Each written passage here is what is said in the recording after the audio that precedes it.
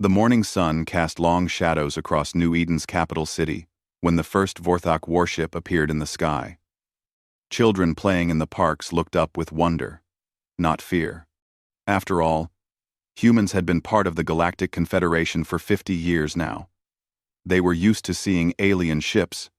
Sarah Martinez was watering her garden when the ground began to shake. She looked up to see dozens of massive ships blocking out the sun. These were not the sleek, peaceful vessels of the Confederation.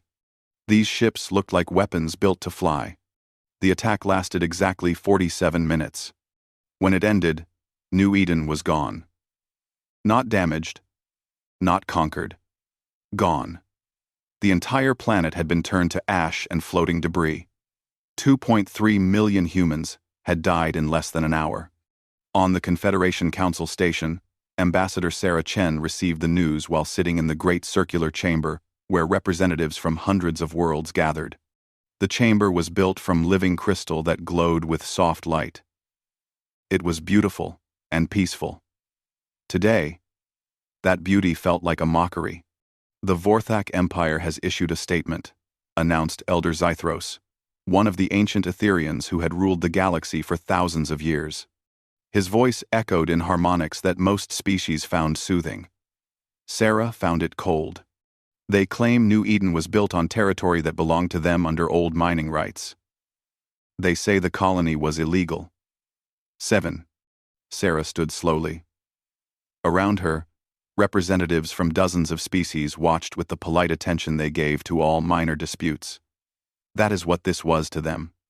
Minor. 2.3 million people are dead, she said.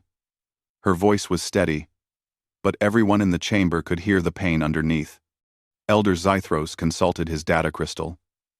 The Vorthok have offered compensation.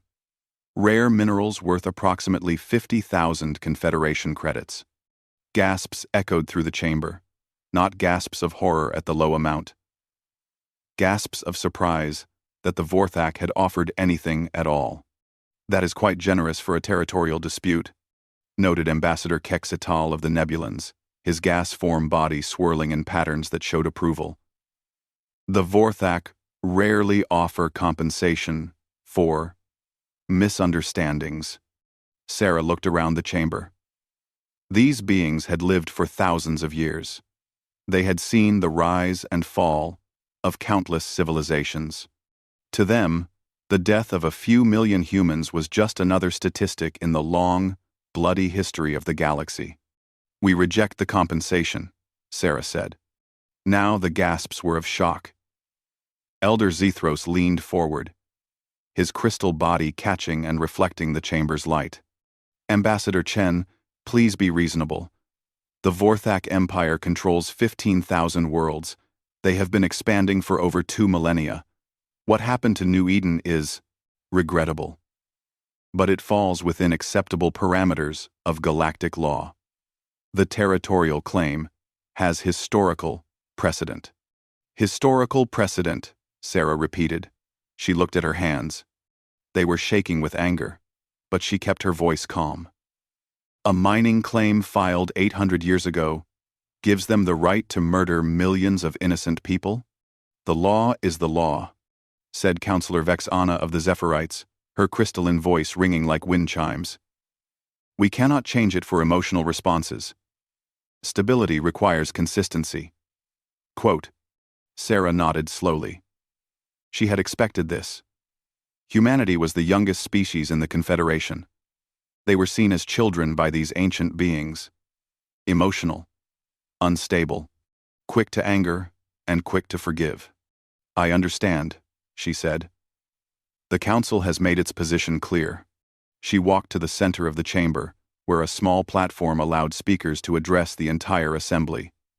Her footsteps echoed in the sudden silence. For the record, Sarah said, her voice carrying to every corner of the vast chamber.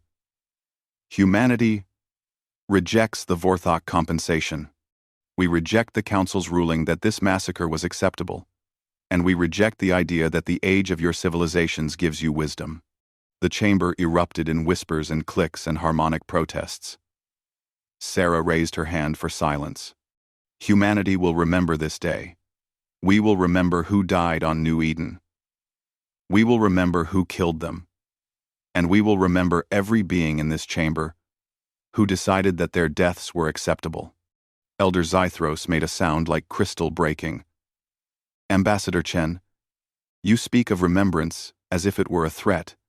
Surely you do not think your young species can challenge the established order of the galaxy? Sarah smiled. It was not a happy smile. It was the kind of smile that came before storm clouds. Humanity remembers its debts, she said. All of them. For as long as it takes. The ancient beings looked at each other with the equivalent of eye rolls across a dozen different biologies. Typical human dramatics. What could a species barely 50 years into space travel do against an empire that had conquered worlds for millennia? As Sarah left the chamber, her footsteps echoing in the crystal corridors, none of them noticed the small recording device she left behind. None of them thought to scan for quantum-encrypted data bursts. None of them imagined that every word spoken in that chamber was being transmitted to a small, peaceful world called Earth. On Earth, in a room deep beneath the Global Defense Headquarters, Director James Harrison closed his eyes as he listened to the recording. Around him, the most brilliant minds humanity had ever produced sat in silence. "So it begins," he whispered. The room erupted into activity. Screens lit up with star charts. Communication arrays reached out to human colonies across known space. Deep in hidden research facilities, projects that had been theoretical became urgent reality. The Vorthak Empire had just taught humanity a lesson they would never forget. Unfortunately for the galaxy, humanity was an excellent student. And they always paid their debts. 25 years had passed since New Eden burned, and the galaxy had forgotten. The Vorthak Empire had continued to expand, as empires do. 3 more species had been completely wiped out. The Kelrani, who lived in beautiful underwater cities. The Morphic Collective, who could change their shape at will. The tree singers of Aldara, whose songs could make forests grow overnight. All gone, all forgotten by everyone except humanity. Commander Marcus Rivera stood in a room that officially did not exist. Deep beneath the surface of Luna, humanity's moon, the Human Debt Collection Agency worked in absolute secrecy. The room was filled with holographic displays showing star charts, battle records, and something no other species in the galaxy had ever bothered to create. A complete database of war crimes. "Show me the Kelrani genocide," Marcus said to the AI system they called Archive. The room filled with images and data. The Kelrani had been a peaceful species that lived in the oceans of 12 worlds. They had no military, no weapons of war. They had beautiful cities made of living coral that glowed with bioluminescent art. The Vorthak had killed them all in a single day across all 12 worlds. They pumped poison into the oceans and watched an entire civilization die. Their reason? The Kelrani had refused to give up their water rights. What was the Galactic Confederation's response? Marcus asked, though he already knew the answer. Economic sanctions lasting 6 months, Archive replied in its emotionless voice. The Confederation Council declared the action excessive, but understandable, given resource pressures in that sector. Marcus closed his eyes. When he opened them, the images had changed to show the Morphic Collective. They had been shape changers, able to take any form they desired. The Vorthak had declared them security threats because they could look like anyone. The solution was simple. Destroy every world where they lived. 50 billion beings who could become anything they imagined. All dead because they made the Vorthak nervous. Confederation response? Marcus asked. A formal protest and a request for better identification protocols in the future. The tree singers came next. Their crime had been refusing to cut down their sacred forests so the Vorthak could build mining facilities. The Vorthak solution was to burn every forest on 17 worlds, along with every tree singer in them. The Confederation actually supported that one, Marcus said bitterly. Called it necessary resource development. The door behind him hissed open, and Agent Lisa Park entered. She had been born the year New Eden died, and she had grown up knowing that her species lived in a galaxy that saw them as children. That was about to change. "The latest intel packages are ready," she said, setting a data crystal on the table. "We now have complete records on Vorthak command structure, fleet movements, and supply lines. Plus something interesting." Marcus raised an eyebrow. "Interesting how?" Lisa smiled grimly. "We are not the only ones keeping records. The survivors remember too." She activated the crystal, and the room filled with faces, hundreds of different alien species, but all with the same look in their eyes, the look of beings who had lost everything. The hive mind of Zerion lost 2 billion drones to Vorthak pest control. The crystal gardens of Vex lost their entire homeworld because the Vorthak wanted to mine the crystals their children were made from. The gas dancers of the Helix Nebula were scattered across space when the Vorthak decided their nebula would make a good fuel depot. Each face that appeared told the same story: attack, genocide. "They have been trying to get justice through legal channels for decades," Lisa continued. "Some for centuries. The Confederation always finds excuses, always finds legal precedents, always chooses stability over justice." Marcus nodded. This was what humanity had discovered in 25 years of quiet investigation. The galaxy was not held together by law or justice or any noble ideals the Confederation claimed to represent. It was held together by fear and convenience. The strong did what they wanted, and the weak were told to accept it. "How many survivor groups have agreed to work with us?" he asked. "All of them," Lisa said. "Every single species that has suffered Vorthak attacks. They are tired of being told to forgive and forget, tired of being told that their dead do not matter." Marcus walked to the central display, where a massive star chart showed the current state of the galaxy. Vorthak territory was marked in red. It covered nearly a quarter of known space, and was still growing. What about the other powers? The Etherians? The Nebulans? The Zephyrites? They know what the Vorthak are doing. They have always known, but the Vorthak never attack them, so they consider it someone else's problem. As long as their own people are safe, they do not care who dies. Marcus studied the chart. 25 years ago, humanity had been in shock. They had expected justice from the galactic community. They had believed that civilization meant something more than the rule of the strong over the weak. They had been wrong. But they had learned. "Show me our assets," Marcus commanded. The chart changed. Thousands of points of light appeared in Vorthak space. Each one represented a human agent, a survivor group, or a hidden base that officially did not exist. For 25 years, while the galaxy slept, humanity had been building a network, not of conquest, of justice. "Intelligence network is complete," Archive reported. "We have real-time monitoring of all Vorthak military communications. Their fleet positions are updated hourly. Their supply lines are mapped down to the smallest cargo runs." "Weapons development?" Marcus asked. "Proceeding on schedule. The nanite swarms have passed all tests. Quantum communication arrays are operational across all human space. The molecular disintegration weapons are ready for production." Lisa looked surprised.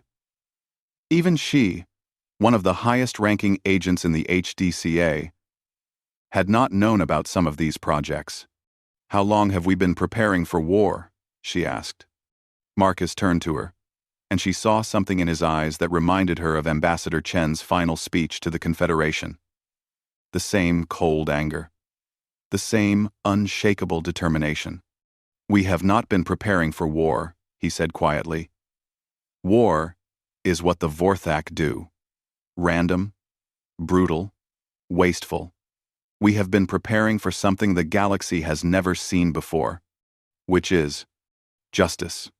The door opened again, and a young ensign entered with urgent news written across his face. "Sir, we just received word from the Kepler Station Peace Conference. There has been an attack, and we—" Marcus felt his blood turn cold. Kepler Station was humanity's proudest achievement. A joint research facility where humans worked alongside dozens of other species to advance science and understanding. It was supposed to be neutral territory, sacred ground. "How bad?" he asked.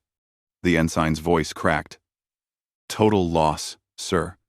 50,000 humans dead, plus diplomatic delegations from 12 other species. The Vorthak hit them during the peace talks. Arg." The room fell silent, except for the hum of computers. Lisa stared at the ensign in shock. Even after 25 years of cataloging Vorthak atrocities, this felt different. This was not conquest or resource grabbing. This was pure malice. Marcus walked slowly to his desk and opened a secure communication channel. On Earth, Director Elena Vasquez would be waiting for his report. The HDCA had been preparing for this moment for a quarter-century. "Archive," he said, his voice steady as stone. "Open the master file. Update the ledger. Add 50,000 human names and 12 diplomatic delegations to the debt." "Ledger updated," Archive responded. "Total debt now stands at 3.7 million human lives and 437 million allied beings across 17 species." Marcus looked at the numbers floating in the holographic display. Each one represented a life cut short, a dream ended, a future stolen. "Send a message to Earth," he said. "Tell Director Vasquez that the Vorthak have just made their final mistake. The ledger is complete. It is time to collect." As the message traveled through quantum space toward Earth, the Galactic Confederation was already preparing its usual response. Formal protests, economic sanctions, stern warnings about future behavior. They had no idea that humanity had spent 25 years preparing a very different kind of response. Soon, the galaxy would learn that some debts grow with interest, and humanity always collected what it was owed. Director Elena Vasquez stood before the same crystal chamber where Ambassador Chen had made her promise decades before. The Galactic Confederation Council looked exactly the same ancient beings in the same glowing seats, discussing the same kinds of problems they had discussed for thousands of years. Today would be different. "The Human Confederation requests the floor to address the Kepler Station incident," Elena announced. Her voice carried clearly through the chamber's perfect acoustics. Elder Zethros consulted his data crystal with the bored efficiency of someone who had seen it all before. "The Council recognizes the human representative. Please state your concerns regarding the recent mishap at Kepler Station." Elena almost smiled at the word mishap. 50,000 dead beings called a mishap. But she kept her expression neutral as she walked to the central speaking platform. "Thank you, Elder. I would like to begin with a question for the Council. In the 75 years since humanity joined the Galactic Confederation, how many formal complaints have we filed regarding Vorthak aggression?" 4. Elder Zethros looked annoyed at being asked to check records. "I believe the number is substantial. Perhaps you could simply state your point?" 437, Elena said. 437 formal complaints documenting attacks on human colonies, civilian transports, diplomatic missions, and research facilities. Would the Council like to know how many resulted in meaningful action against the Vorthak Empire? The chamber filled with the alien equivalent of sighs and eye rolls. Councillor Vexana of the Zephyrites spoke in her crystalline voice. "Representative Vasquez, we understand human frustration, but these matters are complex. The Vorthak Empire has legitimate territorial and resource concerns that must be balanced against zero." Elena interrupted. "The answer is zero. Not one meaningful action in 75 years. She activated a holographic projector that painted images across the crystal dome above them. The first image showed New Eden, as it had been. Beautiful, green, alive. The second showed what remained, floating debris and ash. New Eden, 2.3 million dead. Confederation response. Formal protest. The image changed to underwater cities, glowing with bioluminescent art. The Kelrani homeworlds. 47 million dead. Confederation response. 6 months of economic sanctions. Ever. Thank you for watching. Confederation response. Well say. More images flashed overhead. The shape-shifting morphic collective. The forest worlds of the tree singers. Species after species. World after world. All turned to memories and ash. 17 species completely extinct, Elena continued. 437 million sentient beings dead. And yesterday, the Vorthak attacked a peace conference. They killed diplomats from 12 different species during talks meant to prevent exactly this kind of violence. She paused, letting the images fade. The chamber was silent, except for the soft harmonic humming the Etherians made when they were thinking. And what will the Confederation's response be this time? Elena asked. Let me guess. Formal protest? Economic sanctions? A stern warning about future behavior? Elder Zethros leaned forward. Representative Vasquez, your emotional display is understandable, but the stability of the galaxy depends on careful, measured responses. The Vorthak Empire controls 15,000 worlds. They have military might beyond what most species can comprehend. Pushing them too far could result in galactic war. You are right about one thing, Elena said. This could result in galactic war, but not the kind you are thinking of. She touched a control on her datapad, and new images appeared overhead. These were not memorials to the dead. These were technical specifications, weapon designs, ship schematics, technology the Confederation had never seen before. For 75 years, humanity has filed complaints and followed proper procedures. We have been patient. We have been diplomatic. We have been everything you told us to be. And for 75 years, we have watched good beings die, while the galaxy did nothing. The technical displays showed things that made even the ancient council members lean forward with interest. Molecular-level construction techniques, quantum communication arrays, weapons that looked unlike anything in the Confederation database. What you see here represents 75 years of human research and development. While other species built bigger ships and stronger shields, we built something different. We built smart. We built precise. We built with purpose.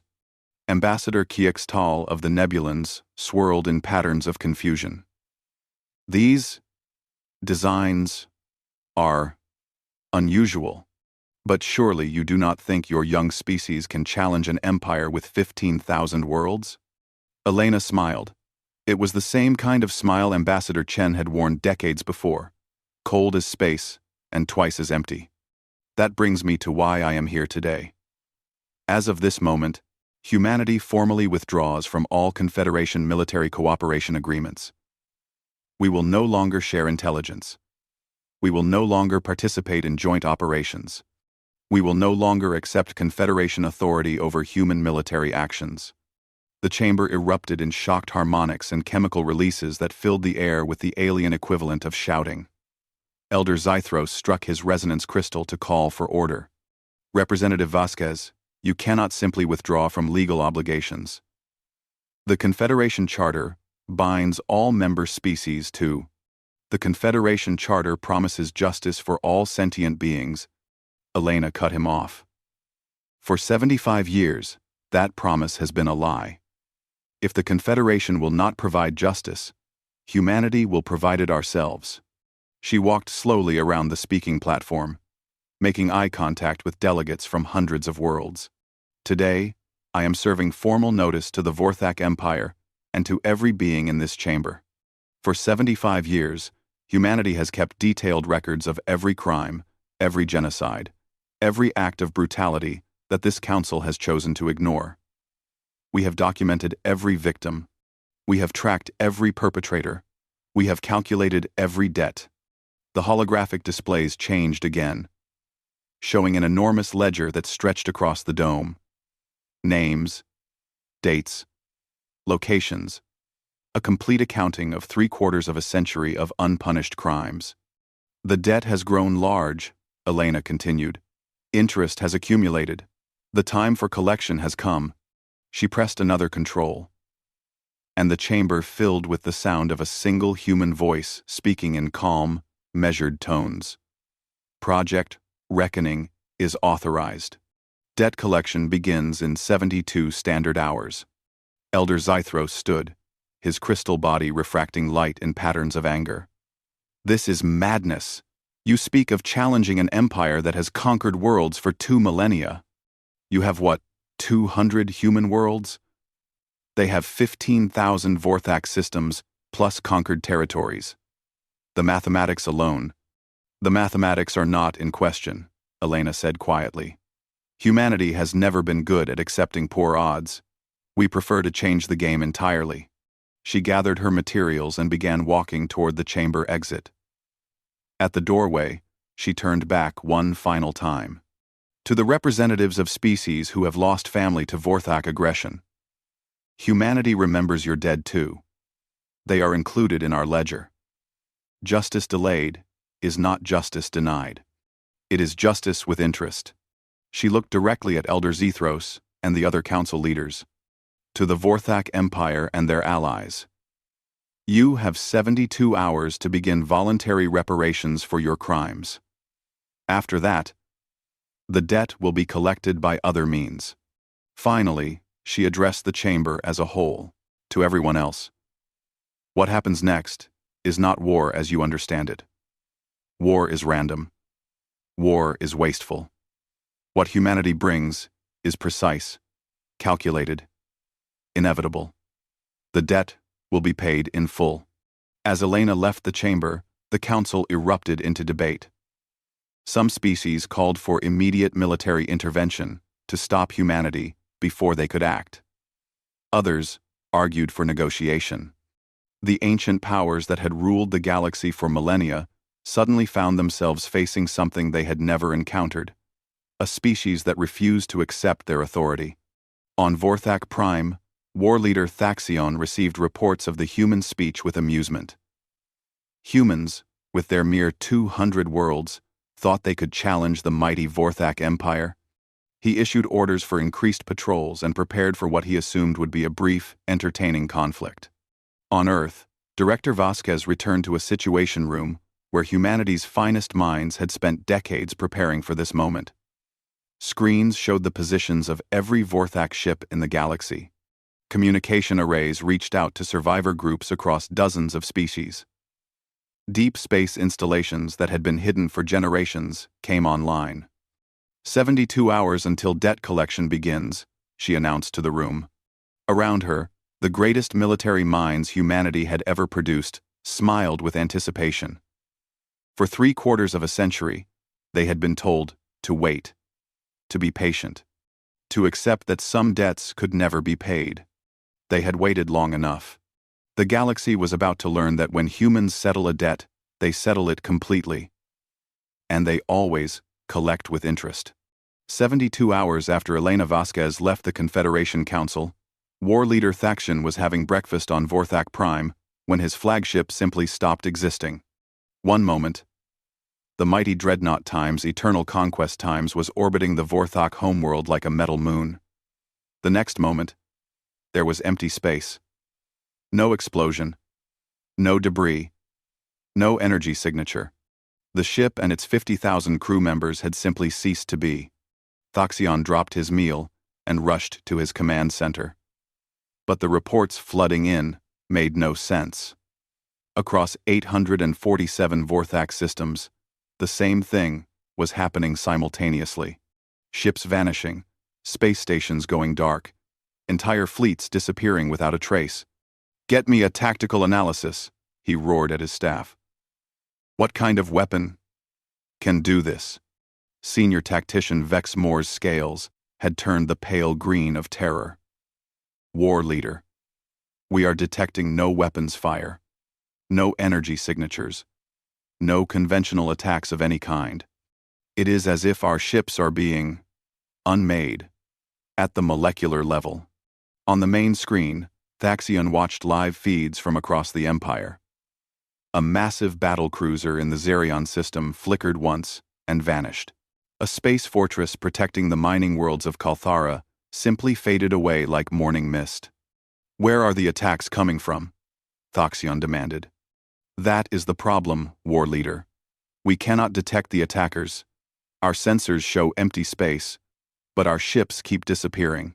What Thaxion could not see were the clouds of nanites, each machine smaller than a virus, that moved through space like invisible death. Human technology had advanced beyond anything the galaxy imagined, while they focused on building bigger guns and thicker armor. The nanites did not destroy in any way, the Vorthok understood. They simply disassembled matter at the molecular level and rebuilt it as harmless elements. But the physical attacks were only the beginning. Every communication device in the Vorthak Empire suddenly came alive with new signals. On conquered worlds, massive holographic displays appeared in the sky, showing detailed records of Vorthak crimes. The complete genocide of the Kelrani, the systematic murder of the tree singers, the brutal conquest of hundreds of species over 2 millennia. On the mining world of Altair 7, where the descendants of 3 different conquered species labored in Vorthak mines, they saw for the first time the full record of what had happened to their ancestral worlds, how their great-grandparents had been herded into death camps, how their cultures had been systematically erased, how their children had been taken and raised as Vorthak slaves. The uprising began immediately. War Leader. Communications Officer Zextal was barely keeping panic from her voice. We are receiving reports of rebellions on over 3,000 worlds. The slaves are revolting simultaneously across the entire empire. Thaxion stared at the tactical display in disbelief. For 2,000 years, the Vorthak had maintained control through superior technology and ruthless suppression of dissent. How could primitive conquered species suddenly coordinate across such vast distances? The answer was quantum-entangled communication networks that humanity had been secretly installing for decades. Every survivor group, every underground resistance movement, every species that remembered their dead, all connected by instantaneous communication that the Vorthok could neither intercept nor jam. Deploy the suppression fleets to the rebel worlds, Thaxion ordered. Sir, we cannot. Half our fleet has vanished, and the other half is trapped in their home systems by something that our sensors cannot detect. What their sensors could not detect were fields of space-time distortion that made faster-than-light travel impossible. Humanity had weaponized physics itself, creating zones where the normal laws of space travel simply did not work.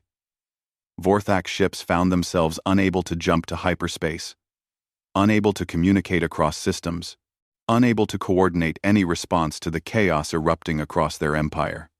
On Earth, Director Vasquez watched the tactical displays with satisfaction but no joy. This was not a celebration. This was an accounting. Status report, she requested. General Harrison, the same man who had been a director when New Eden burned, pulled up the strategic overview. Phase 1 is complete.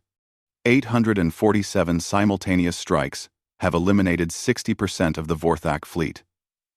No human casualties. No. Phase 2? Rebellion coordination is exceeding projections. We are tracking active uprisings on 4,200 worlds. The Vorthak suppression forces are trapped in their home systems by the hyperspace interdiction fields. Elena nodded. Phase 3? Information warfare is having the desired effect. Every conquered species now has access to the complete record of Vorthak crimes against their people. Historical data, locations of mass graves, names of war criminals still in positions of power. The liberation movements know exactly who to target. On the screens around them, they watched a galaxy in revolution. Species that had been enslaved for centuries were rising up with coordinated precision. They knew where their enemies were. They knew their weaknesses. They knew the truth about what had been done to them. But humanity was not content to simply watch chaos spread. They had been very specific about justice. "Are the war crimes tribunals ready?" Elena asked. "Standing by on 1,200 worlds. We have compiled evidence for over 50,000 individual Vorthak war criminals. Complete documentation. Witness testimony. Physical evidence. Everything needed for proper legal proceedings." This was perhaps the most alien thing humanity had done. Instead of simply killing their enemies, they were preparing to put them on trial, to judge them by the laws and standards the Galactic Confederation claimed to uphold but never enforced. On Vorthak Prime, Thaxion watched his empire crumble in real time. Reports flooded in from across known space. The ancient fortress world of Mordok, unconquered for 1,500 years, had surrendered to a fleet of ships that appeared from nowhere and demanded the immediate release of all slave populations. The industrial heart of the empire, the Kalthara system, had gone silent after its entire governing council was arrested by beings they had thought were extinct. "War leader," Vexmore approached carefully, "we are receiving a transmission from the humans. They are offering terms." Thaxion's combat claws extended involuntarily. "Terms? They dare offer terms to the Vorthak Empire? Perhaps we should listen, war leader. Our military situation is challenging." The main screen flickered and showed Director Vasquez in what appeared to be a simple office on Earth. Behind her, Thaxion could see displays showing the current state of his empire. It was not encouraging. "War leader Thaxion," Elena said politely, "I am Director Vasquez of the Human Debt Collection Agency. I believe we need to discuss your outstanding obligations." Thaxion drew himself up to his full 3-meter height and activated his threat displays. His scales flashed warning colors, and his voice carried subsonic frequencies designed to instill fear. "You think your sneak attacks give you victory, human? The Vorthak Empire has stood for 2 millennia. We will crush your pathetic species and scatter your ashes across. Your fleet has been reduced to 12% of operational strength," Elena interrupted calmly. "Your communication networks are compromised. Your hyperspace capabilities have been neutralized. Your conquered territories are in open rebellion, and approximately 50,000 of your military and political leaders are currently being arrested by the species they attempted to genocide." She leaned forward slightly. "War leader Thaxion, your empire no longer exists. What remains is a small collection of isolated worlds with no military capability and no allies. The only question now is whether you want to surrender and face legal proceedings, or continue fighting and face the complete extinction of your species." For the first time in his life, Thaxion felt something he had never experienced before: helplessness. The mighty Vorthak war machine had been taken apart like a child's toy by beings they had dismissed as insignificant. "How?" he whispered. "How did you do this?" Elena's expression softened slightly. "War leader, your species has always believed that strength means bigger weapons and more ships.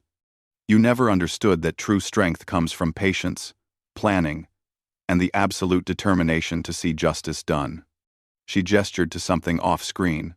"For 75 years, every human child has grown up knowing the names of those who died on New Eden.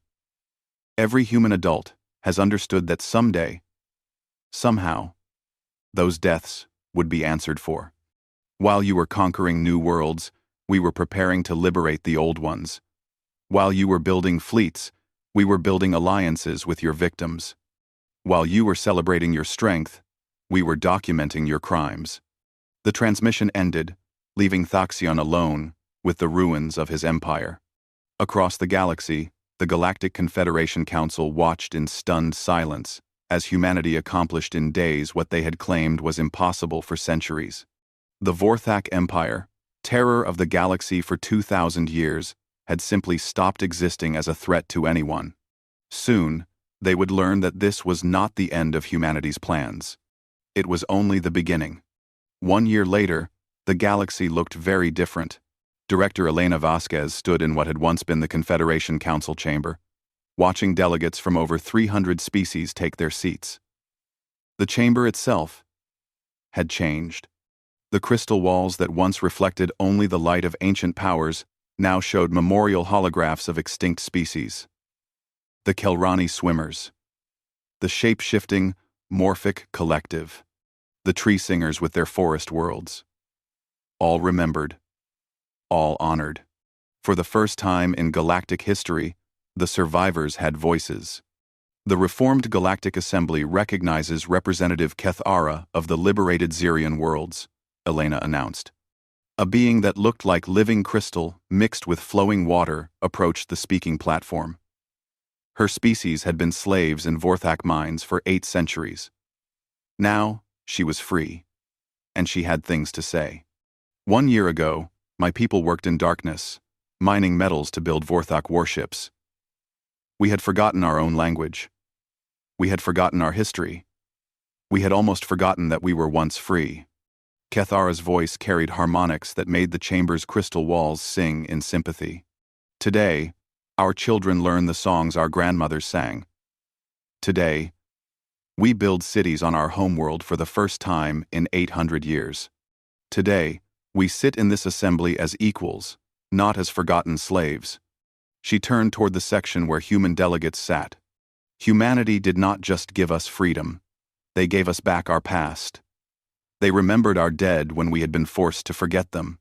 They kept records of crimes we were forbidden to speak of. They proved that justice delayed does not mean justice denied. Across the chamber, similar testimony came from dozens of species. The crystal builders of Vex, whose homeworld had been strip-mined for rare minerals, now had legal title to their ancestral lands and reparations from those who had stolen their wealth. The gas dancers of the Helix Nebula had new homes in unclaimed space, along with protection agreements that ensured no one would ever scatter them again. But perhaps the most remarkable change was visible in the section where Vorthak representatives sat. Former war leader Thoxion, now simply Citizen Thoxion, rose when recognized. His combat scales had been removed as part of his sentence for war crimes, and his voice carried none of its former threat harmonics. I address this assembly as someone who spent his life believing that strength meant the power to take whatever you wanted. I commanded fleets that destroyed worlds. I gave orders that ended entire species. His words were translated into hundreds of languages, but the shame in his voice needed no translation. I was wrong. True strength is the power to protect those who cannot protect themselves.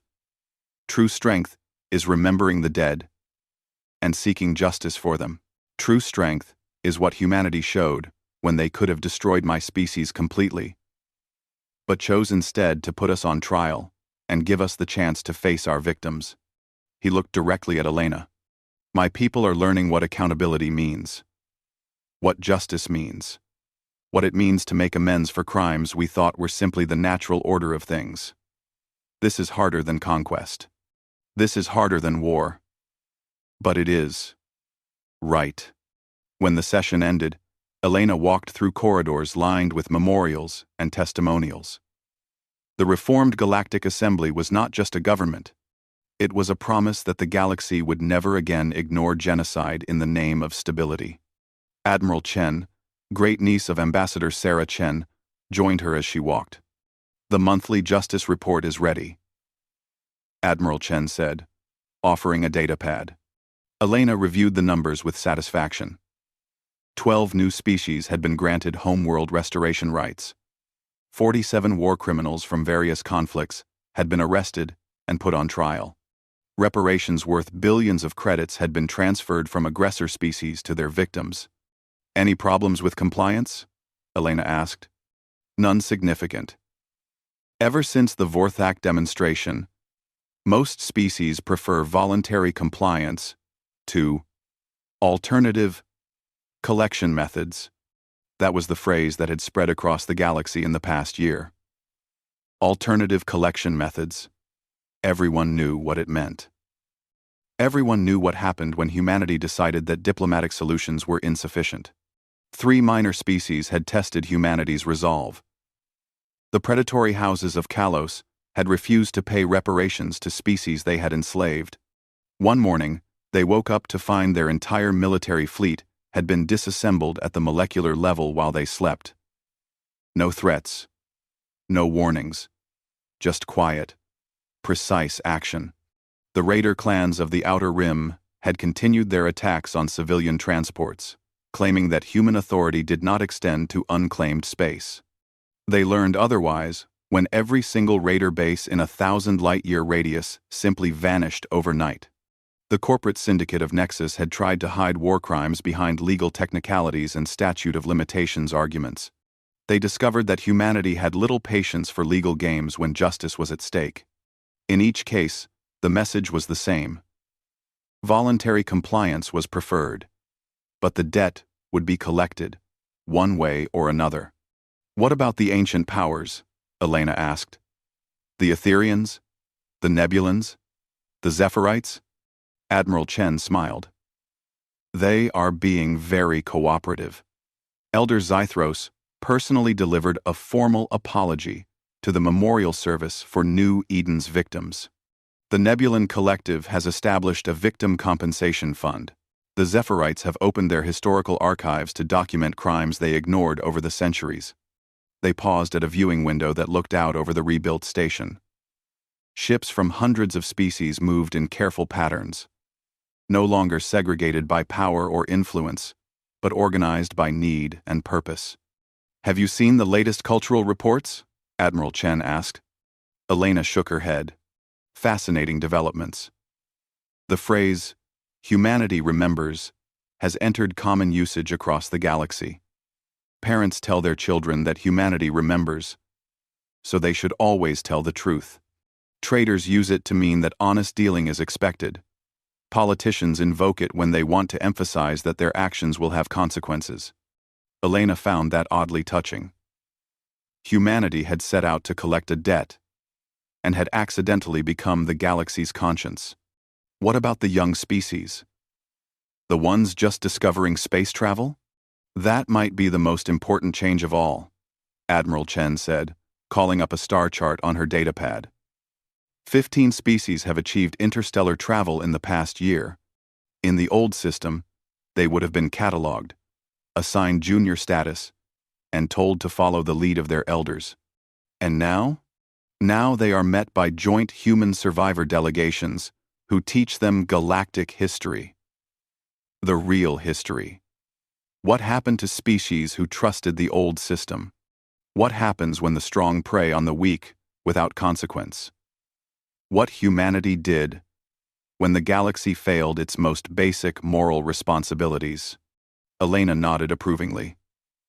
So, they learn from the beginning that justice is not optional. Exactly. And they learn that if they commit crimes against other species, humanity will remember, and humanity will collect the debt, no matter how long it takes. As they walked back toward the administrative sections, Elena reflected on how much had changed. The galaxy was not perfect, probably never would be. But for the first time in recorded history, there was a species that would not ignore genocide for the sake of convenience. "Director," Admiral Chen said, as they reached Elena's office, "there is one more thing. The Memorial Commission has finished their proposal for the New Eden Monument."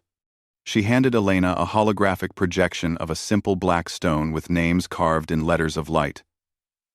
Millions of names. Not just the humans who died on New Eden, but every being whose death had been dismissed as acceptable collateral damage over the centuries. At the base of the stone, a simple inscription in every known language. "Humanity remembers. The debt has been paid. The ledger remains open. The debt has been paid. The debt has been paid. The ledger remains open." Elena approved the design immediately. That evening, as she prepared to leave her office, Elena received a communication from Earth. The message was from a child's choir in New Singapore, singing a song that had become popular across human space and beyond. The words were simple, but they carried the weight of a promise that had reshaped the galaxy. "We remember the falling stars. We remember the ones who died. We remember the debts unpaid. We remember and do not hide. When justice calls, we answer. When the weak cry out for aid, we remember. We remember. Every debt will be repaid.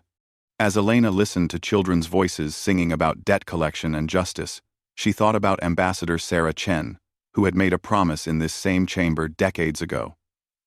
The debt had been settled. The ledger was balanced. But it would remain open forever. Across the galaxy, on 1,000 worlds, in 100 languages, parents tucked their children into bed with the same bedtime story. The story of a young species that had been told their pain did not matter. Their dead could be forgotten. Their cries for justice could be ignored. And how that species had proven that some debts transcend time itself. The story always ended the same way. And that is why, even today, when you hear someone whisper, "Humanity remembers," you know that justice is coming. Because humans always pay their debts. And they never forget who owes them. In the darkness between stars, automated monitoring stations maintained their eternal watch. Humanity's eyes and ears, looking for signs that someone, somewhere, might be forgetting the lessons of the past. Because the galaxy had learned the most important truth of all. When humans settle a debt, they make sure it stays settled. The ledger would remain open forever.